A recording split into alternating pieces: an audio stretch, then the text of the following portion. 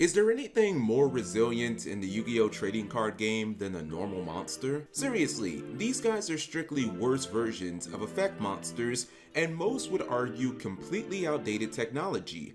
And yet come hell or high water, they appear to make their presence felt in the competitive scene year after year. It'd be one thing if it was just Takahashi's trio of legendary boss monsters he made for the main characters of the DM anime: Red Eyes, Dark Magician, and Blue Eyes White Dragon. After all, there's realistically a never-ending supply of legacy support for those three, but it really seems like any vanilla monster, no matter how unspectacular it is, can be a metagame contributor under the right criteria and with a little bit of luck. Welcome to another episode of This Was Actually Meta, and today we'll be discussing Seto Kaiba's other iconic vanilla monster, Vorse.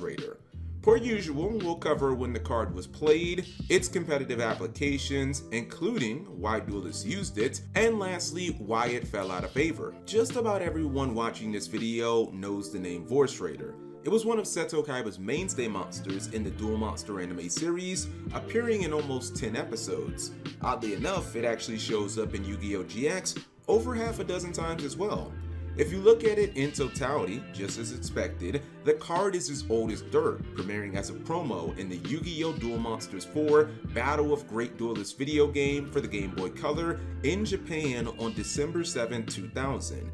We in the TCG, however, had to wait a much longer time, as the card actually was released during the beginning of the GX era in the 2005 wave of 10s, which were focused around the Battle City arc of the anime. Honestly, it was an unnecessarily long wait for the card, and had it been released earlier in the DM era for the TCG, I believe it would have seen competitive play, as it would have mirrored Gemini Elf's impressive stats, but Vorse would have been the much more desirable dark attribute. Unfortunately, by the time the 2005 10s rolled out, most players didn't care all that much about the Vorse one. The collectors and anime fans were all laser focused on the Dark Magician Girl 10. She had already been a high demand chase card, and now an alternative art version of her just heightened that. As for the highly competitive duelists, they were all wanting the goat trampling Exerion universe. Players would of course pick up copies of the Vorse 10, but outside of people attempting to build Kaiba anime decks, the card didn't see any significant play. Most normal monsters breaking through to see meta play need at least one of three things. 1. To have incredibly good stats comparable to its peers, usually unrivaled in something that resets the standard. 2. To be a necessary part of some type of meta-worthy combo with a high ceiling. And lastly, 3. A continuous stream of legacy support where eventually, after enough, the card finally breaks through. At this time, Vorse didn't fall into any of those categories. The stats were actually really good for early GX standards, but this was a time when duelists really wanted their level 4 or lower monsters to have powerful utility effects. Cards like DD Warrior Lady, Exiled Force, Breaker the Magical Warrior, and Spirit Reaper all fit that bill. These cards may have lacked the raw offensive power of Vorse but were far more versatile. Vorse would actually be completely dormant from a competitive standpoint for the GX and 5Ds eras. However, Zexal provided the perfect storm for this much maligned card to finally shine. By the time we entered the Zexal era, normal monster support was still in a fairly terrible position. Hero variants throughout 5Ds saw success using Hero Blast and some Gemini cards like Gemini Spark, but arguably there was only one card to date that fell into the category of all-world powerful. That was Advanced Ritual Art, which saw Shonen Jump winning level success in the dreaded Demise OTK, which was actually loaded with normal monsters. With the release of the second Zexal Core booster set, Photon Shockwave, Yu-Gi-Oh! Was about to get another. The card I'm referring to was Rescue Rabbit, and it changed everything. In the same vein as the absurd Rescue Cat before it, Rabbit was a level 4 beast that could banish itself to summon 2 level 4 or lower normal monsters with the same name straight from the deck. Those monsters would be destroyed during the end phase, but just like with Cat, players weren't just inclined to let that happen. Even though the monsters that were summoned by Rabbit didn't have any powerful effects to trigger, they could still attack and, more importantly, be used for XC summons. This was the core concept that led to the meta shaking and YCS winning Dino Rabbit deck of late 2011 and 2012. As Abyss Rising and Cosmo Blazer were released, two more meta contenders entered the arena with Mermail and Fire Fist. This is where Vorse Raider comes into play. Historically, Fire Fist saw success in many different variants, +1, 3-access, 4-access, but possibly the most interesting was the Fire Fist Rabbit build that of course included a full-on playset of Vorse Raider. Normal monsters became all the rage in the first half of Zexal, with cards like Sabersaurus and Kabuzaz being mainstays in Dino Rabbit as necessary parts of a meta combo. E-Hero Neos Alias was also a spiritual vanilla used in hero builds due to its insane synergy with many of the powerful hero support cards. Vorse Raider justified its spot in Fire Fist by basically being a combination of the two. One of the first successful sightings of the strategy was seen in a Cleveland Regional Top 8 build that heavily focused on Rescue Rabbit setups. Vorse Raider offered multiple high-impact plays and had incredible inherent synergy with the Fire Fist archetype because of its typing.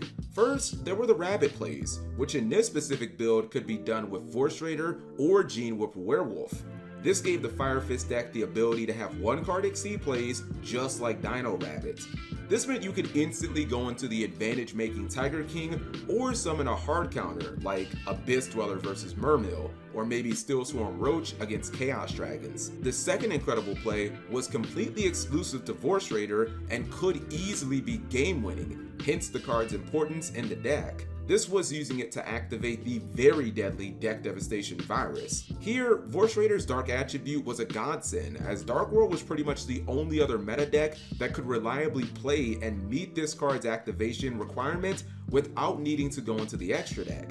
Deck Devi could completely level decks like Windups, Insector, and Karakuri. It could wipe out opposing hand traps, even if they were drawn after the fact, and it could get rid of gigantic playmaking cards like Tour Guide from the Underworld and opposing Rescue Rabbits. Some may be thinking, wait a minute, Vorse Raider doesn't have enough attack for it to be used with Deck Devastation Virus, and that's technically true. However, this is where the inherent Beast Warrior synergy came into play with the Fire Fist archetype. Vorse Raider alone didn't meet the condition, but if there was just a single fire formation on the field, it'd gain either 100 or 300 attack and be at least the 2000 attack necessary for the activation. Speaking of formation cards, this was actually made even more consistent by the fact that Vorse Raider was straight up searchable from the deck with of course Fire Formation Tinky, which was unlimited during this time. At YCS Miami, Florida, held in February, we saw the Fire Fist Rabbit deck refined and in its peak form as young 13-year-old Nikki Reardon made it all the way to the quarterfinals with the deck before losing to Billy Break piloting Mermail. Nikki said in his deck profile he was able to deck Devi multiple duelists using Vorse Raider throughout the tournament, and ironically, the card came in clutch during his top 16 feature match as he top decked it in Rescue Rabbit back-to-back in a top deck war when his opponent had an effect Veilered Wind-Up Carriers and Mighty on the field that would have threatened game during his next turn had he not been able to answer it. At this same YCS, Nikki finished tied for top 8 just as Dino Rabbit would, which further legitimized this idea and strategy. In my book, this was the exact moment where players accepted Vorse Raider as a legitimate meta-worthy card. The competitive results also support that, as the card's popularity soared post Nikki's YCS run. During the next week, it would show up and have a top 8 finish at a regional in Portugal, and 2 players using the deck would make it to the top 32 and top 16 respectively at YCS Bochum in Europe. Many duelists were attracted to the Fire Fist Rabbit deck because of its stun-based feel and the fact that it had a playstyle very similar to Dino Rabbit, so it wasn't particularly difficult to learn. On the plus side, you only had to deal with about half the amount of vanilla monsters, far more inherent removal cards due to Fire Fist Bear and Gorilla, and your vanilla was downright better. Not to mention the Deck Devastation blowout factor which a duelist by the name of Claudio Alua, my apologies if I mispronounced that name, must have valued extremely highly as he main decked the card en route to a top 16 finish at YCS Santiago, held the same exact weekend as Bochum. If you haven't been keeping count, that's 4 YCS finishes of people playing freaking Vorse Raider in the span of 1 week. This isn't even taking into consideration what the deck and card did on the regional circuits in Europe and the United States in that same period of time and in the following weeks. When it comes to Vorse Raider's unfortunate downfall, I'd say that could be attributed to the meta shift. The March 2013 Forbidden and Limited list can wind up Carriers of Mighty, which of course instantly killed windups as a deck.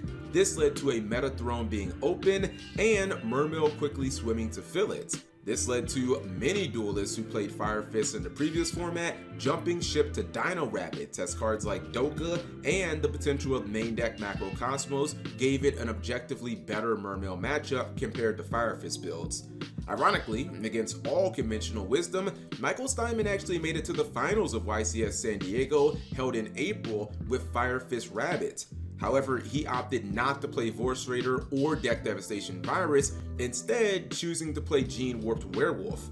Sadly, that trend just kinda stuck over the next month. But honestly, when Lord of the Tachyon Galaxy premiered in May, this deck and Vorse Raider's days were long numbered anyways. And with that, we are at the conclusion to this Yu-Gi-Oh story. Vorse Raider may be nothing more than a mindless killing machine, at least according to its flavor text, but for a very short moment in time, it was able to capture the community's attention from a competitive standpoint and justify all the times that Kaiba used it in anime duels. If you enjoyed the video, or more importantly, you learned something, give the video a big thumbs up, check out the other stories that are on your screen right now, and thank you for watching as always.